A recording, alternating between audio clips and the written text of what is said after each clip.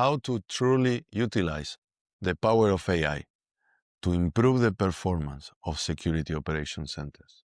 Can AI solve the many challenges they face, like high alerts volume, shortage of experienced analysts, or the time that it takes to detect a positive incident? That is what we're going to be discussing today with Almog Ohayon, CEO and founder of TandemTrace. They are developing a new platform for security operations centers that is completely based on AI agents. They provide autonomous threat hunting and investigations, and they can even detect blind spots that security operations centers have in their data. Welcome to another episode of Scaling Cyber. I'm your host, Ignacio Sbampato, and today we're going to be exploring how AI agents can completely change the way that security operations centers work. From chasing alerts that never stop coming to triage already investigated incidents. That is what we're going to be discussing with Almog, and a lot more about what it takes to build a successful AI cybersecurity company in Europe today. Let's go straight to talk to Almog.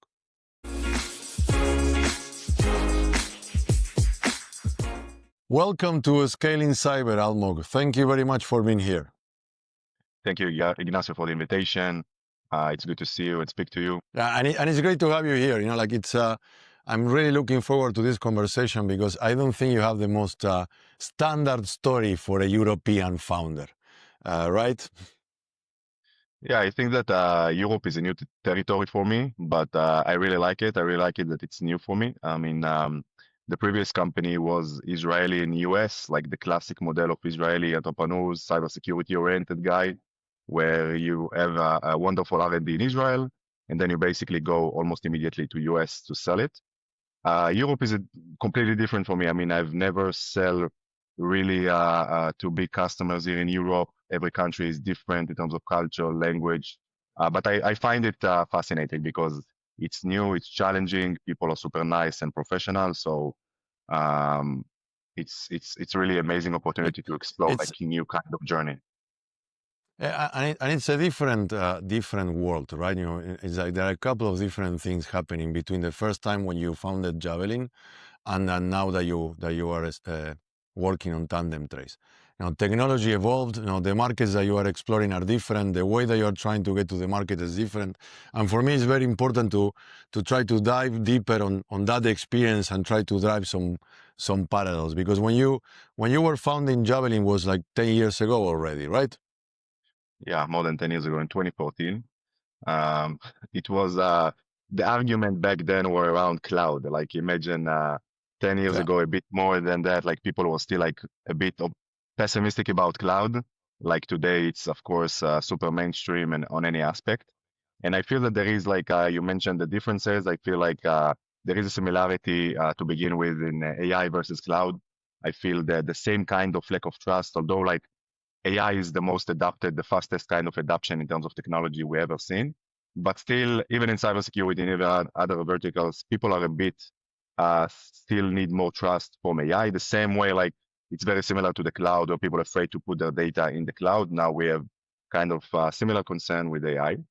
But it's definitely different. The timing wise, the attack vectors are different a bit. Now AI is all over the place. We have like new kind of attack vectors like prompt injection on the AI. But it's more exciting. I think that the most exciting thing about this time versus 10 years ago, it's like AI is something completely new.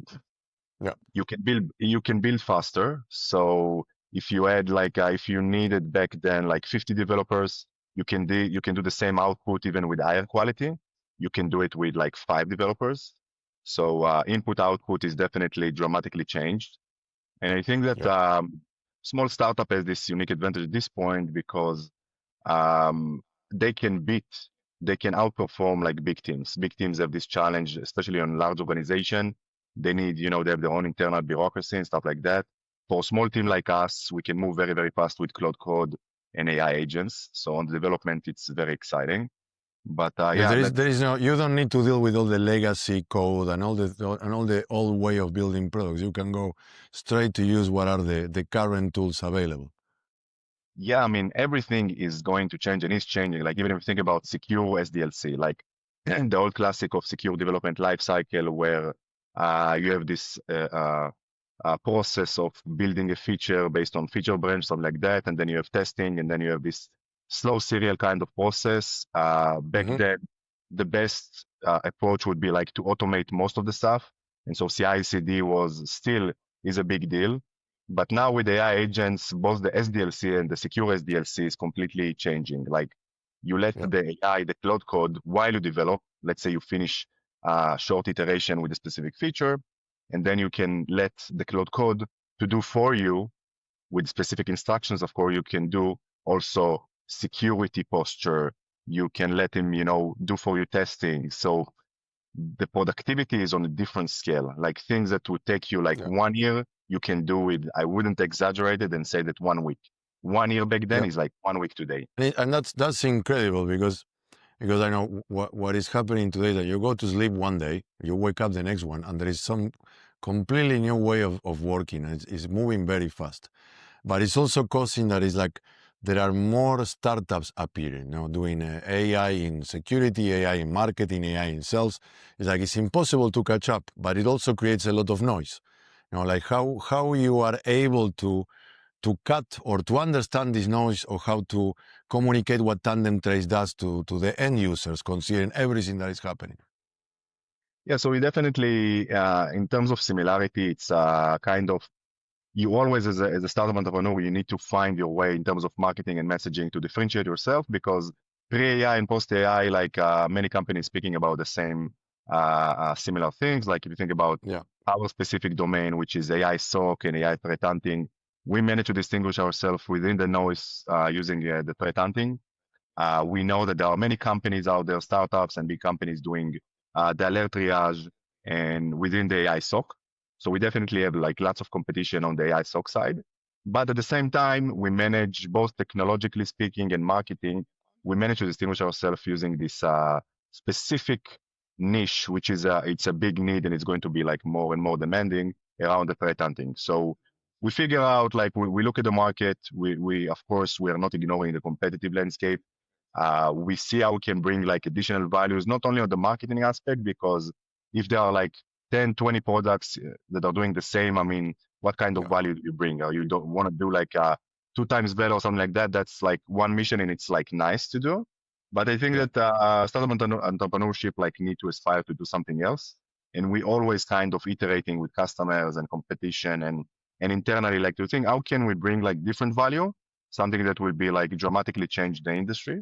And I think that we are getting there in terms of within the AI SOC and AI SecOps.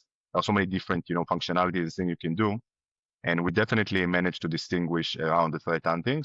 Let's talk a little bit about about that, what TandemTrace does and how you got here. Because I remember when we met last year, and the original idea was not the one that you have today. Yes, it was within the same space. It was trying to solve the same problem, but the approach was completely different. And I can see how the tools that you are using to develop faster are helping you to iterate fast as well. Like the more feedback that you get, the more that you ended up like with this current solution, right? You were able to go from an original idea that was quite different to something completely new in a space of less than a year. For sure. I mean, we knew like pretty much one thing that we want to do with SecOps. Like we wanted to change the way SecOps are doing analysis and threat hunting. This is something that we kind of have this notion from day one. But then when you think about AI, and it's like super relevant because it's related to AI in terms of progress. When I started this journey, I wanted to be like a co-pilot in a way. I thought that AI is going to be a co-pilot. It's going to be like helping us to do stuff in SecOps because it's an amazing tool, but maybe the limits are just being co-pilot. Today, like fast forward almost 2 years from now, I think that we are the co-pilots. Like AI is going to be AI is going to be the main pilot. We are going to be it's the other way around. the other way around. I mean, with AI agents, they can do for sure short term they can do like 80% of the job within SecOps and for sure like other verticals as well. This is something that not only me, but I think that today, like anyone who is working with AI, there is no doubt about it, whether it's like development, security. There is no doubt that this is going to be delegated most of the things that we are doing. It's like much faster, much more intelligent. And so this is the big difference. We started with something as a co-pilot kind of helper, but then we realized the potential is much bigger. We can be like, in a way, the core AI agents that do many of the things that SecOps needed to do, but without humans. So this is like incredible. And this speaks very, I would say, highly of of you as a founder, right? Because you show this way the experience that you have from being a founder before. You started with one idea, you didn't stay stuck on that original idea. You saw changes and you changed and you adapted, and now you are delivering something that is even at, I will say, at the forefront of what is happening. Even there are several SecOps platforms that today are talking about AI, but when you go to review what they really do, it is just a copilot and nothing else. But you, in a span of a year, you are outperforming the output from your development team to deliver something that many of the, I will say, established SecOps platforms are still not being able to do. So let's talk a little bit about like this topic of threat hunting with AI. Like what TandemTrace does. How it works. How we can explain it to someone that is still stuck with what Palo Alto or what Elastic offer. What else you can bring to them?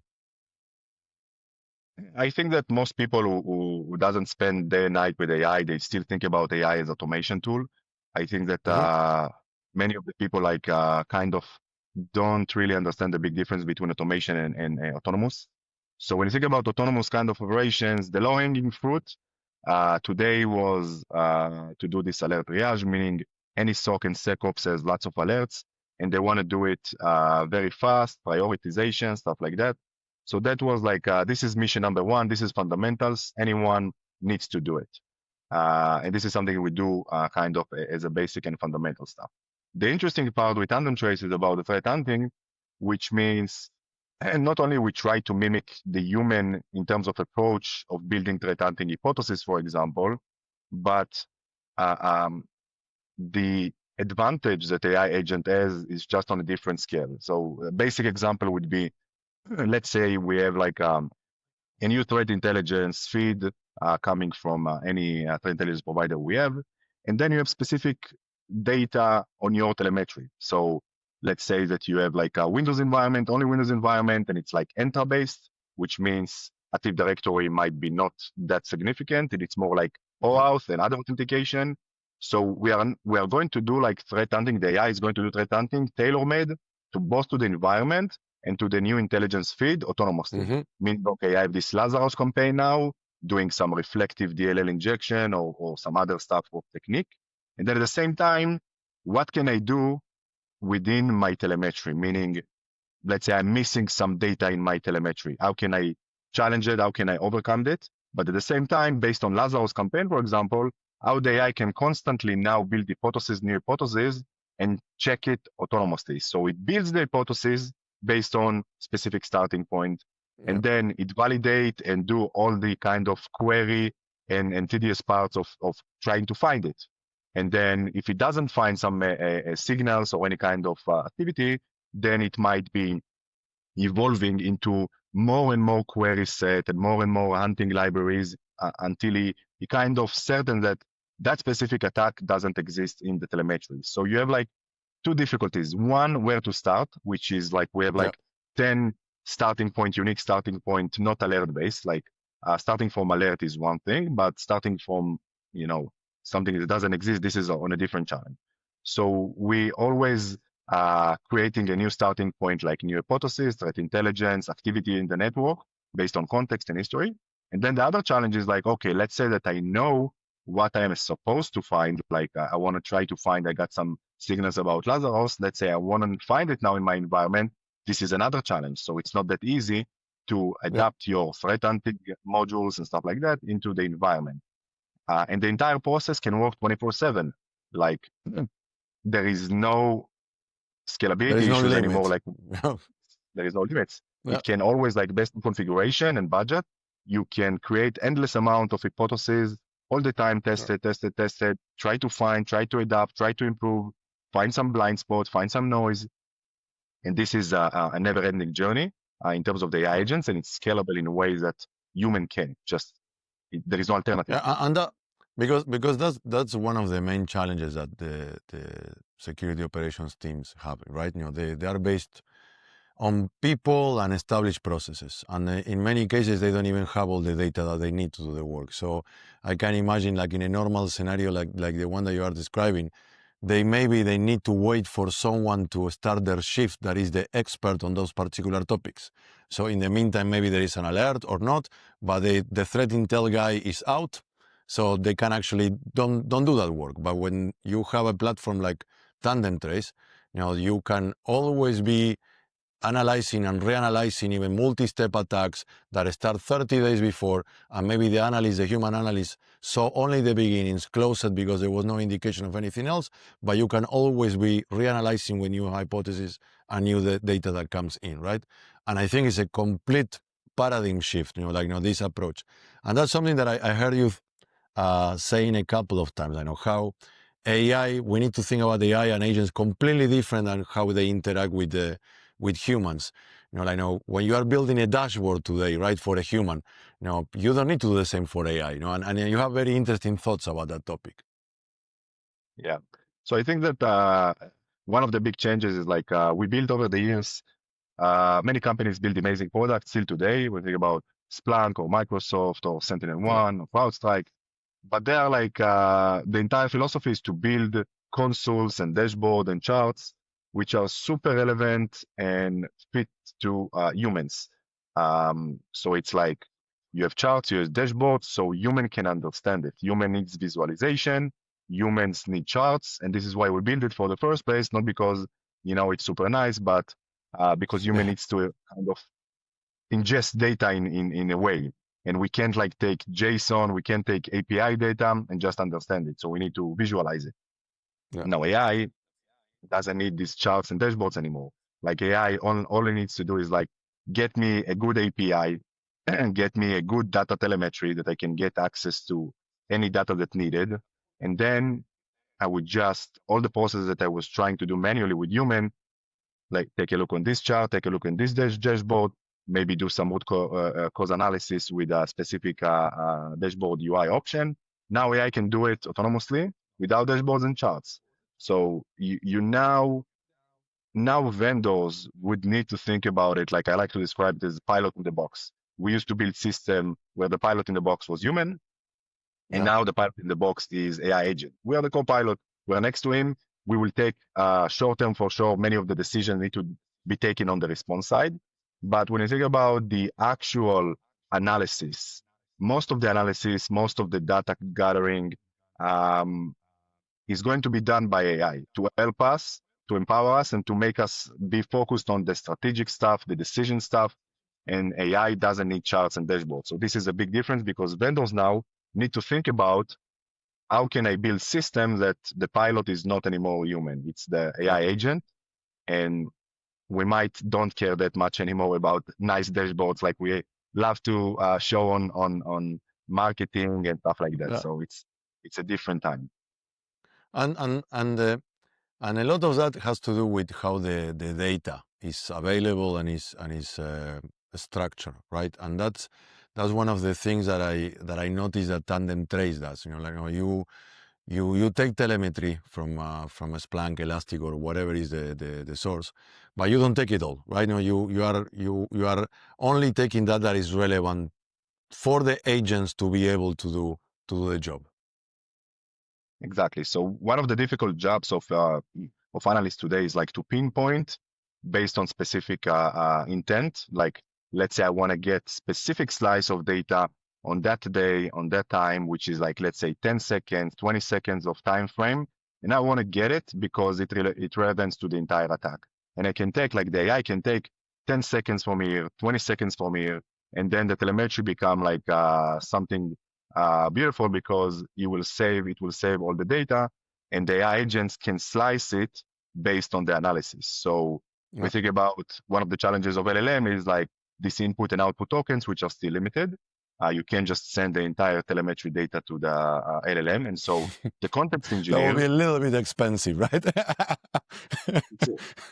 It's a bit more than 1 million tokens. Yes. And then like even the big vendors can really digest and ingest all the data. So you need to be very smart and efficient when you think about which data you want to bring from the telemetry and then kind of get the help from the LLM. So yeah, the AI agents is very good in slicing the data, bringing the only specific relevant attack activity. And within this, he also can do, if you think about Microsoft Sentinel as an example, there are many techniques like joining tables, stuff like that. So you can bring only that specific data. With Elastic, you have many nice filtering options where you can bring, again, about specific host, about specific process. And then out of like, instead of 100 megs of data, you can bring like 5K of data. And that's a big game changer for using the AI to help you. So this is a big difference, yeah, for sure. Because that is one of the main challenges out there. Now, I was talking with several SecOps people in the last months, and they believe, or at least many of them mentioned that they have a data challenge, and that's why they are still not implementing new tools. But the way that you describe it, at the end of the day, it doesn't really matter, right? Because as long as they have data that is coming to the telemetry, the agents are able to even work with some partial data.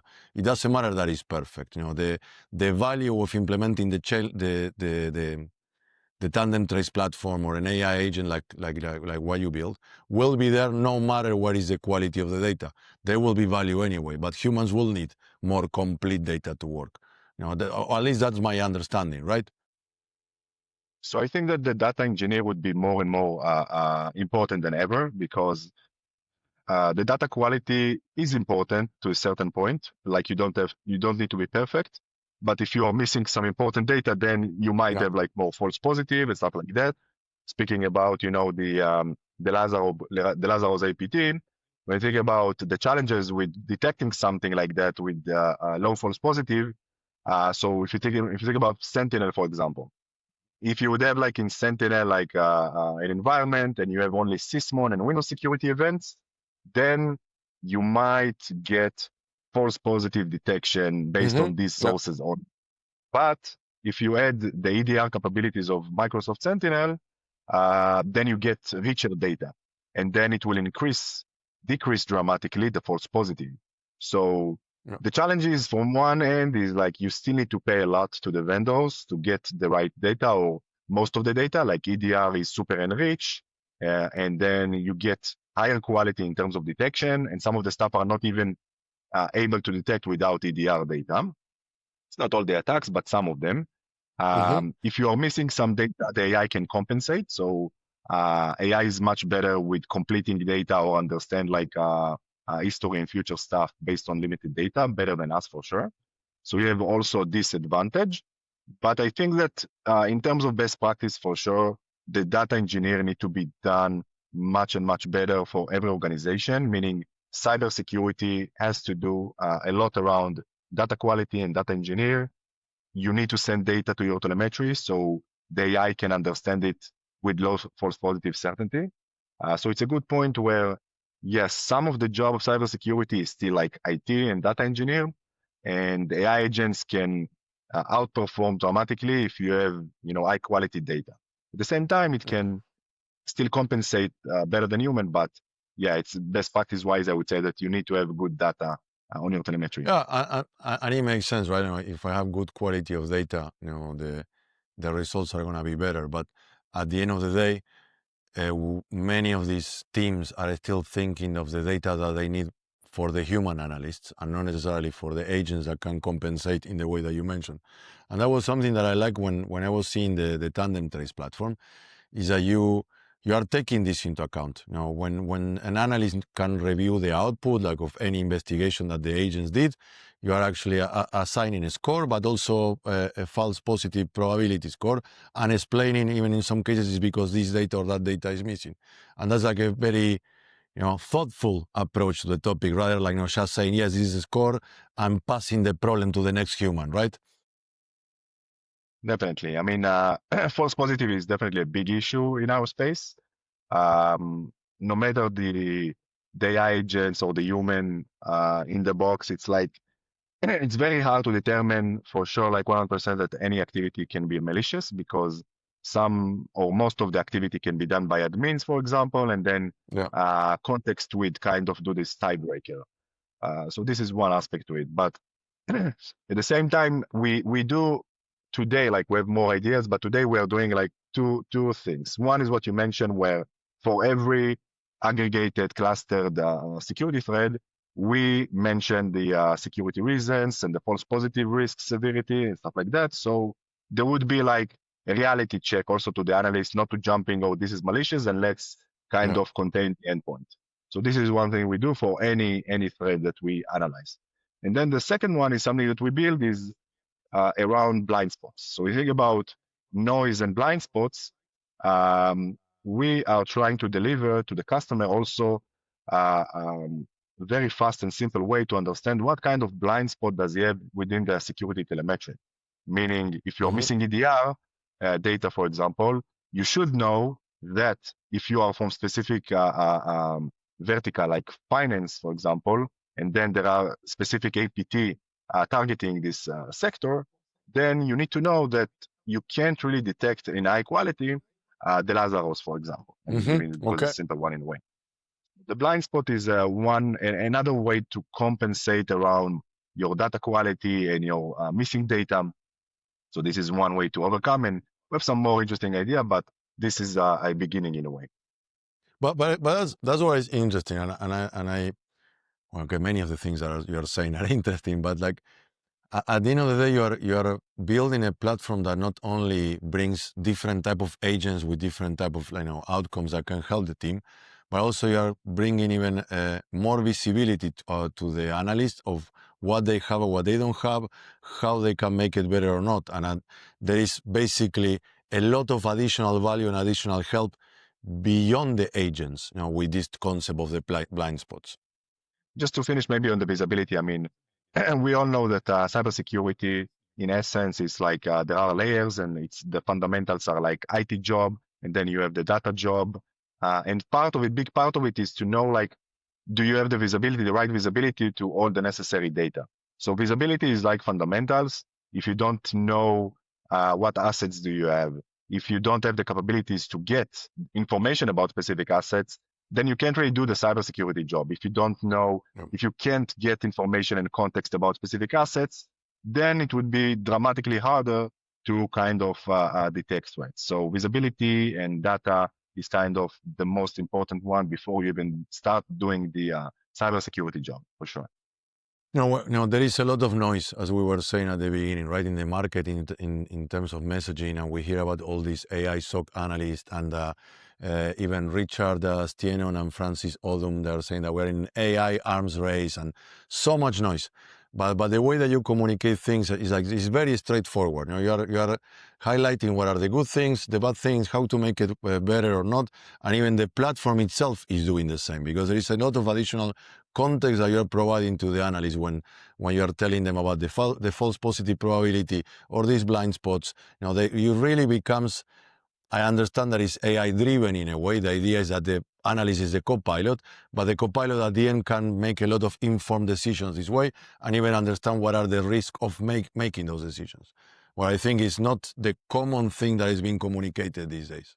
I wanted to ask you about a different topic. Besides this, it's like, you are now in the I will say earlier days, right? Like you are building the platform. The platform is getting better every week.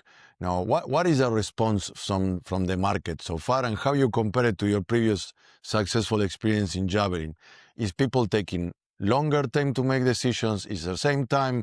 What are their concerns? What do you see different, and what are you seeing these days? I think that one way to look at it is like because the B2C market was so successful with AI, from ChatGPT early days, um, pretty much all humans on this planet kind of have some sort of experience, good experience with AI.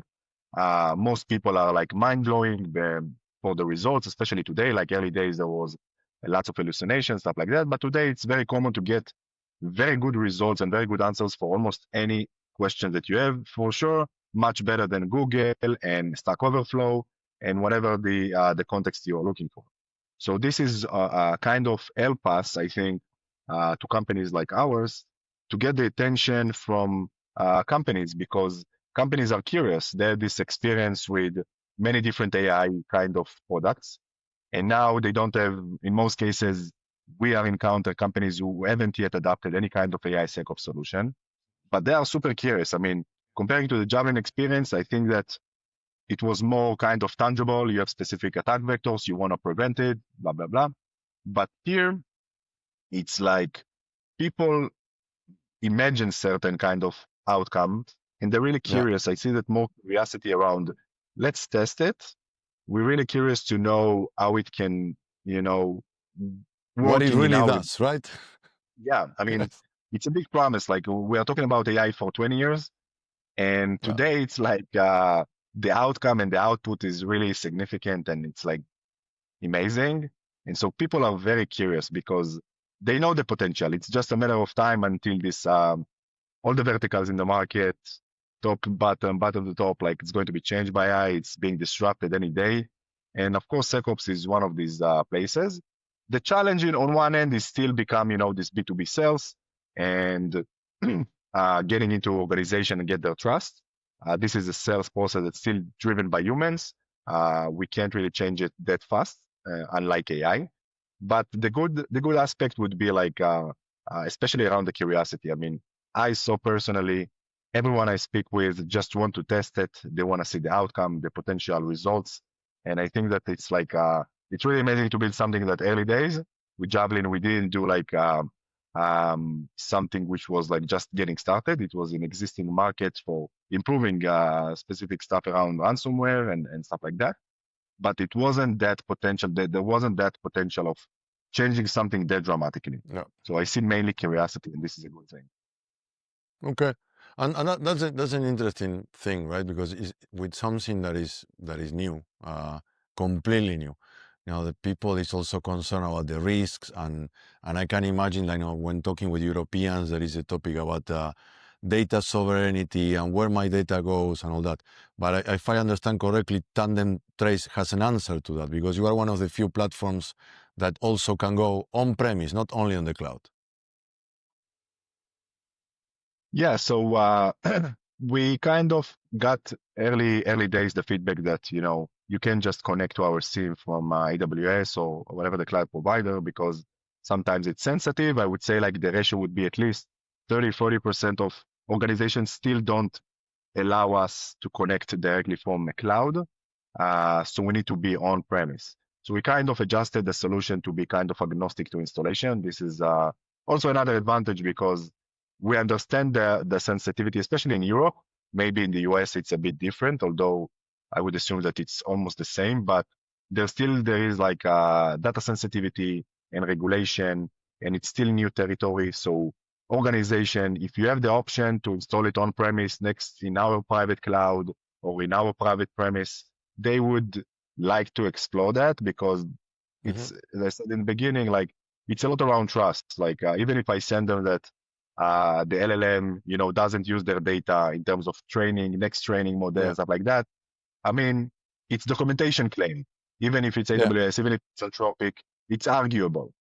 But we're doing everything we can to give them like a bit more easy trust to use the solution because it interacts with sensitive information, the telemetry. And so data needs to be like a top priority. And one of the challenges and one of the features and development we did is like to start early days to think about on-premise and cloud, like to be a bit more agnostic around deployment and installation. And that's I think these days is very important because there is a lot of requests, particularly in Europe, right, about like working with European companies, and that the data is somewhere where I know and is within my control. So that you made that decision so early really shows that you were listening to the customers, from the very early days about what they need. Because the majority of the offering that I see in the market on this space is still like SaaS, is still cloud based, and that's like even limiting them. But with TandemTrace, the possibilities on that are endless, particularly for this more like data sensitive type of customers. And one additional, or like one of the last topics, and then you tell me if there is something else that you think is important, right? What you're describing sounds like unreal, right? But I have seen it working, which is incredible. Now you are moving from analysts needing to leave alerts and detections without investigation to basically a status where you can investigate everything, even things that you didn't get any alert for, right? And now the question with this is like, what is the time for the platform to provide that value? Because if I hire a human analyst until they become a senior threat hunter, we're talking years, right? But with TandemTrace, how fast it is for me to start to see actual value out of the platform. So I think that on the alerting side, I mean, this goes without saying that you get it like very immediately on any alert with certain severity, depends on configuration. You get like autonomous investigation, day one. The threat hunting, it's also in a way very fast in terms of showing the value, because one, you can easily kind of simulate a couple of attacks. This is what we're doing demo in POCs. We simulate a couple of attacks, and then you don't get alert for them. You see that on your telemetry, if there was a real adversary, you wouldn't see this kind of activity. And then the threat hunting would find it fairly easy and fast. So one way is just to simulate a couple of attacks that are not being detected. So this is the easy kind of option. But then it's like, when you think about threat hunting and the alert triage, like these are the two main features we providing out of the box. You almost don't need human experts. You need more decision maker experts to deal with the results and the threat hunting and the alerting. But in terms of day one, day two, you would start to see the value of the system based on the AI agents that we are deploying. But you get it fairly fast. You get it very immediately. And you don't need, of course, years. You don't need to train people on that context. So you need managerial kind of people on the SecOps. You need more like someone that will take the ownership of what to do with the results of this. What are the next steps and how to get them done? Now, for me, I think what TandemTrace is doing in particular, when I saw the platform working, it's amazing. I cannot think of a reason why anyone wouldn't add this to their SecOps stack. Is there any other topic that you think will be relevant to discuss now, considering what we discussed so far is something that we miss and you would like to share with the audience? So I think that we are in the middle of storm. We are kind of, as we speak, working with customer day and night. I think in a way, regardless of the vertical, even if it's cybersecurity or something else, the barrier to build something become very low. You need to be domain expert. I think that the challenge would be how fast can you be a domain expert in any field? And then the actual building process, the development process become almost no barriers for someone who is a bit senior developer with a specific domain expertise. The challenge is to know which problems to solve or what problem to focus, which is a big topic. How can you even choose the challenge to solve, even without even looking on the competition?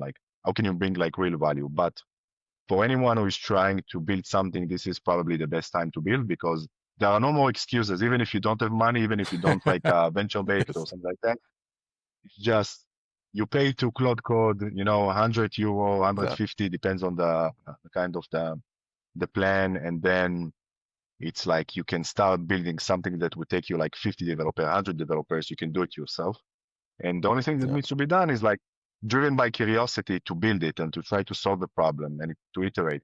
But the barriers to build something today is super low, and the quality is amazing. So it's probably the best time ever to build something.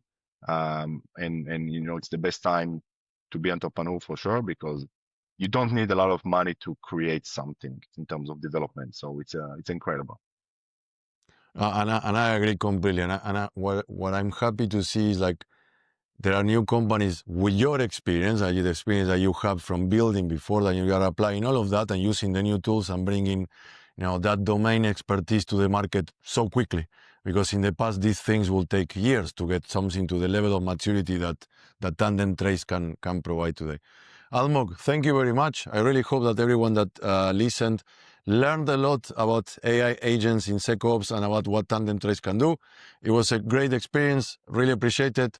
Talk to you soon, and go keep building TandemTrace and scaling and conquering the SecOps world. Thank you for the invitation, and see you soon, I guess. See you. Thank you.